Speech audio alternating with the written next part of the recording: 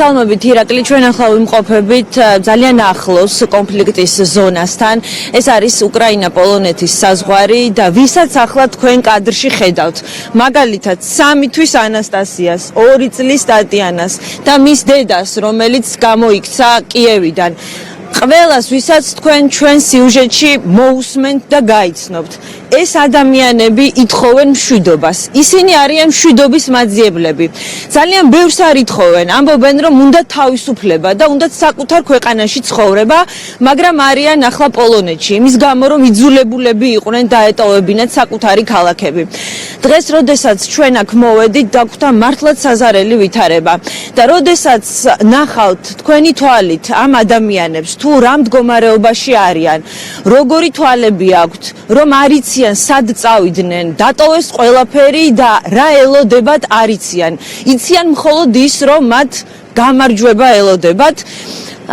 მაშინ დარწმუნდებით თუ რას ნიშნავს პრეზიდენტ ზელენსკის განცხადება, რომ სიკვდილი უნდა დაამარცხოს სიცოცხლემ და სიბნელე უნდა დაამარცხოს სინათლემ. 1,5 მილიონმა ადამიანმა უკრაინა უკვე დატოვა. ეს არის ბოლო ინფორმაცია. კეთი, შენ ხარ ერთ-ერთ გამშვებ პუნქტთან, სასაზღვრო პუნქტთან, ასეთი არის ძალიან ბევრი სხვადასხვა ქვეყანასთან. ეს ადამიანები მიდიან ევროპაში, ხო? რომ დროებით განთავსდნენ და სხვადასხვა ქვეყანამ გაუწიოს დახმარება. პროგნოზი როგორია, რამდენად დიდი შეიძლება იყოს და კიდევ უფრო გაიზარდოს ნაკადი უკრაინის ტერიტორიიდან და რამდენად აღმოუჩინა უკვე სხვადასხვა ქვეყანამ ლტოლვილებს დახმარება და გაუწვდინეს დახმარების ხელი. აქ საოცარი სოლიდარობა ვნახეთ პოლონელებს სახლიდან გამოაქვთ ყველაფერი რაც აქვთ ისინი ხვდებიან საზღვარზე და მიყავთ საკუთარ სახლებში. აი ახლა თქვენ ხედავთ ზუსტად რიგს, აი ეს რიგი რამდენჯერმე უკვე შეივსო, ავტობუსით ამ ადამიანებს წაიყვანენ ვარშავაში, საიდანაც ხდება შემდეგ უკვე გადანაწილება ირაკლი. ასეთი პუნქტი არის, როგორც გვითხრეს 27 და ეს მარტო პოლონეთში. პოლონეთმა ყველაზე დიდი ნაკადი მიიღო ლტოლვილების. ლტოლვილები გადადიან მოლდოვაში, გადადიან უნგრეთში და გადადიან რუმინეთში, მაგრამ ყველაზე ახლოს და ყველაზე მეტი ადამიანი ამ დროის მონაცემებით არის გადმოსული აქ. გაერომ და ევროკავშირმა წარმომადგენლებმა განაცხადეს, რომ 7 მილიონი იქნება ლტოლვილთა რიცხვი, მაგრამ ჯერ მხოლოდ 10 დღეა და იმის გამო, რომ პროგნოზს ვერ აკეთებენ ომის დასრულების შესახებ, შესაძლოა, რომ 7 მილიონსაც კი გადააჭარბოს. გადაწყვეტილება მიღებულია 3 წლიანი ბინადრობის უფლება ამ ადამიანებს ექნებათ. თავარია, რომ გააღწიონ აი ამ პუნქტებიდან და მივიდნენ და ჰქონდეთ საკუთარი ჭერი და ცხელი საჭმელი.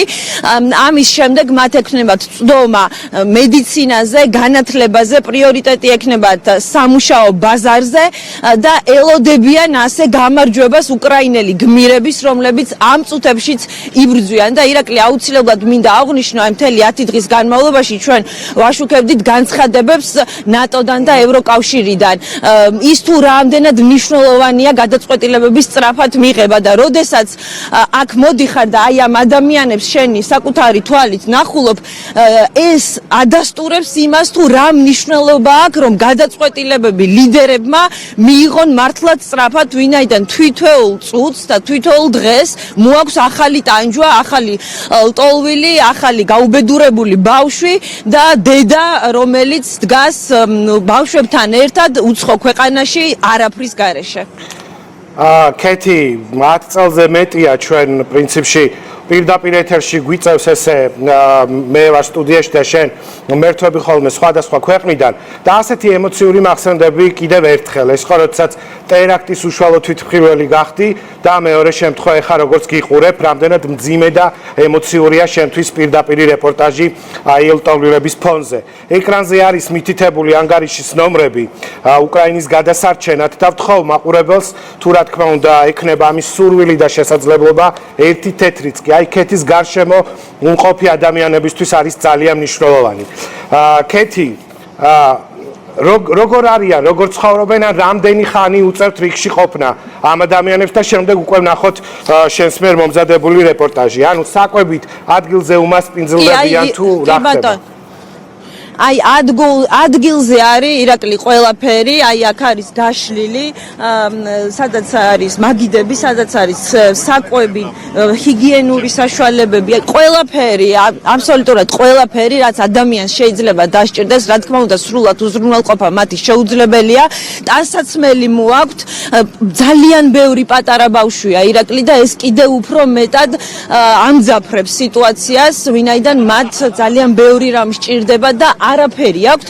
ყველამ გითხრა, რომ ერთი ჩემოდნით წამოვიდნენ, ზოგს საერთოდ არაფერი არ ჰქონდა, ისეთი ქალაქებიდან მოდიოდნენ, სადაც ბომბების წვიმა იყო და ამიტომ პრიორიტეტი იყო, რომ როგორმე გამოეღწიათ. აქ დაახლოებით 1 საათი, საათნახევარი უწევთ რიგში ყოფნა და შემდეგ უკვე ავტობუსებს მათ ისინი გადაყავთ ვარშავაში. სხვათა შორის ცოტა ხნის წინ ჩვენთან მოვიდნენ ქართველები, 2 ქართველი ბერლინიდან, მათ გითხრეს, რომ ბერლინიდან ჩამოვიდნენ დღეს სპეციალურად იმისთვის, რომ იმ ლტოლვილებს, ვისაც სურვილი აქვთ, რომ გერმანიაში გადავიდნენ, საკუთარი მანქანით უზრუნველყოფენ მათ ტრანსპორტირებას. აი ასეთი არის ვითარება, ამ ადამიანებს მართლაც ძალიან დიდი გასაჭირი აქვთ დღეს იმისთვის, რომ სურთ თავისუფლება.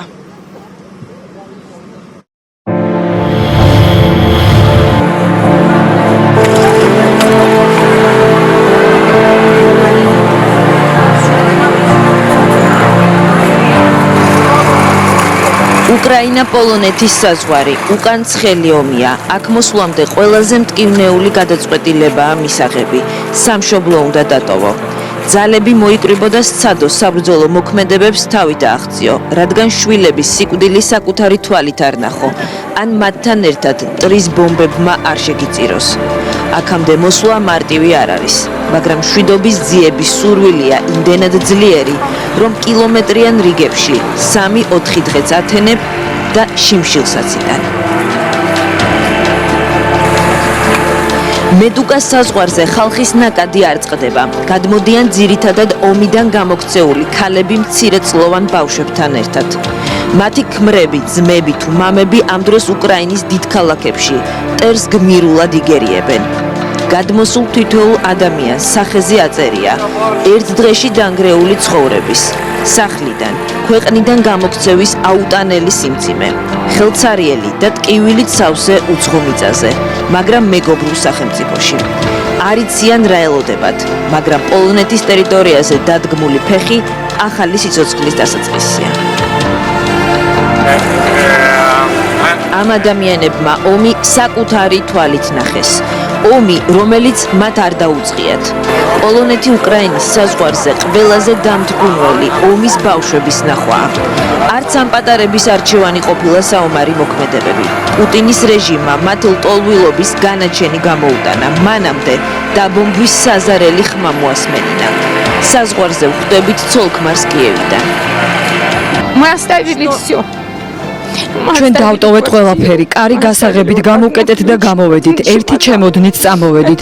ეს არის საშინელება, ამაზე საშიში რა უნდა იყოს. ცხოვრობდით კიევის ცენტრში, ბომბები ჩვენი სახლიდან 500 მეტრში ჩამოვარდა. საზარელი სანახავი იყო, ანძის აფეთქების შემდეგ უკვე წამოსვლა გადავწყვიტეთ.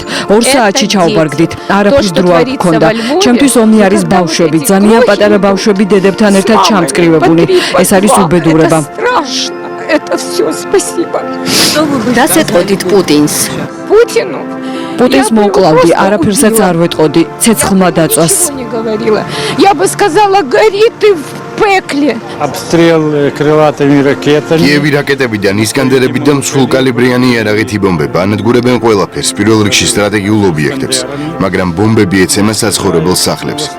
2 რაკეტა დავინახეთ ჩვენი სახლის წინ, როგორ დაეცა შენობას, სადაც ხალხი ცხოვრობდა. წამოსვლის დღეს ცენტრალურ სადგურთან რუსული რაკეტების საჰაერო თავდასხმის სისტემებმა ჩამოაგდო. 2 ტანკიც გაანადგურეს, სადესანტო ჯგუფიც აიყვანეს და გადავრჩით. არ აქვს გამართლება მკვლელს. კოსტია დაწყნარდი, გუნდით ავადმყოფია. ყველაფერი ნორმალურადაა, მე რა თქმა უნდა დარწმუნებული ვარ, რომ ჩვენ გავიმარჯვებთ. ამაში ეჭვიც არ მეპარება. გამარჯვებამდე ვიბრძოლეთ. ძალიან მალე იმედი მაქვს უკან დავუბრუნდები კიევს. Скоро поеду назад. შევხვდებით კიევში. აუცილებლად. На шашлык. ამ ადამიანებმა ომს თვალებში ჩახედეს. ბოლომდე არ ეგონათ, რომ 44 მილიონიან ქვეყანას მეზობელი დასანგრევად გაწირავდა. დღეს უკრაინის ჯარის ტრიუმფს ელოდებიან. Страх, пустоту, очень страшно. ვგრძნობ შიშსა და სიცარიელეს. ჩემთვის ომი უდანაშაულო ადამიანების სიკვდილია. ძალიან საშიშია. Я хочу, чтобы был мир. მე არაფერი მინდა, მხოლოდ მშვიდობა. ყველგან მშვიდობა იყოს მთელს მსოფლიოში. ჩვენი შვილები არ იბრძოდნენ. შვილი ფრონტის წინა ხაზზე დავტოვეთ და მე აქ წამოვედი, სიტყვები არ მყოფნის. Мы из центральной Украины. ცენტრალური უკრაინიდან წამოვედით. ქმარი პოლონეთში მუშაობს და გაგვიმართლა. ორი ზოგჩანთის ჩალაგება მოვასწარით. Не было его на территории Украины.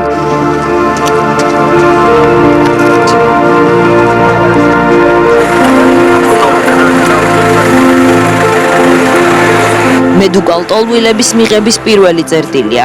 საზღვრისპირა ქალაქი ზუსტად ასახავს დღეს უკრაინაში არსებულ სიტუაციას. უკრაინელებს აქ ხვდებათ ყველაფერი, რაც პირველ ეტაპზეა მათთვის გადაუდებელი აუცილებლობის. ცხელი საკვები, პროდუქტები ბავშვებისთვის, ჰიგიენის საშუალებები, ტანსაცმელი. პოლონელებს მოაქვთ ყველაფერი და საკუთარი სახლის კარს უღებენ. გრძელი რიგი საკვებისა და ტანსაცმლის შემდეგ ავტობუსების წინ დგას. ადგილი ყველასთვის არის, მაგრამ დედაქალაქამდე მისვლა ჩქარობენ. რეგისტრაციის შემდეგ მათი გადანაწილება უნდა მოხდეს. 3 წლიანი ბინადრობის უფლება გარანტირებული აქვთ. უკრაინელ ბაბუას 8 დღის ანასტასია მოჰყავს. ეს კიევიდან მოვიდა. შვილიშვილია ჩემი. ბომბავდნენ დაუნდობა. ბოლო 2 დღე შედარებით სიმშვიდეა. ჩვენ თავშესაფარში ვიყავით. ომი კოშმარია და არასდროს ვიფიქრებდი, რომ ომს მოვესწრებოდი. Украина наша победит. ჩემი უკრაინა გაიმარჯვებს, კიევი თავისუფალი იქნება, გული დაფლეთილი მაქვს, რუსეთი უნდა წავიდეს უკრაინიდან. პოლონეთამდე გზაში ისე ეხმარება ყველა ერთმანეთს, რომ ემოციებით დატვირთული ვარ, ეს საოცრებაა. კიევი ჩემთვის ყველაფერია და მოუთმენლად ველოდები კიევში დაბრუნებას. ეს გამარჯვების შემდეგ მოხდება. Надеемся, что мы здесь не надолго. აქ დიდი ხნით დარჩენა არ მოგვიწევს. Надеемся, что мы вернемся домой. გავიმარჯვებთ, დავბრუნდებით და ავაშენებთ ჩვენს ქვეყანას. Назад.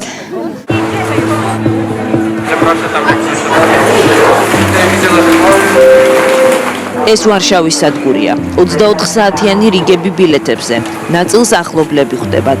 ნაწილმა არ იცის, სად უნდა წავიდეს. ელოდებიან მოხალისეებს, პროცედურების გავლას. შვიდად დგანან, ჩაფიქრებულები უკეთესის იმედით და უარესის მოლოდინში. უკრაინაში ახლობლები დატოვეს. მათი დარდი თან გამოხვათ. Настрой маленьких детей. Мы бы не хотели, чтобы სამი ბავშვით გადმოვედით. ოდესიდან ვართ. პატარებით დარჩენა შემეშინდა. არც ვიცოდი რა წამომეღო, ჯერ წავედით მოლდოვაში, შემდეგ რუმინეთში, მერე კრაკოვში და დღეს ჩამოვედით ვარშავაში. არ ვიცი რა იქნება. წარმოდგენა არ მაქვს, სად მომიწევს ცხოვრება. ჯერ აგონიაში ვართ. ომზე უარესი არაფერია. პუტინს ვეტყოდი, რომ მოინანიოს და უკრაინელებს მუხლის ჩოქებზე დაუდგეს. ჩვენი ასე გამწარებისთვის ღმერთის წინაშე მოინანიოს. искренне помолиться Богу. ომი არავინ იცის როდის დასრულდება, მაგრამ ამ ადამიანებმა ზუსტად იციან, რომ უკრაინა აუცილებლად გაიმარჯვებს. ეს გამარჯვება მათ ისე გააერთიანებს, როგორც არასდროს. მაგრამ მტრის უკან დახევამდე ჯერ თითოეულს ჯოჯოხეთი აქვს გასავლელი. რუსეთის მიერ უკრაინის წინააღმდეგ დაწყებულ ომს უკვე 1,5 მილიონი ლტოლვილი ჰყავს.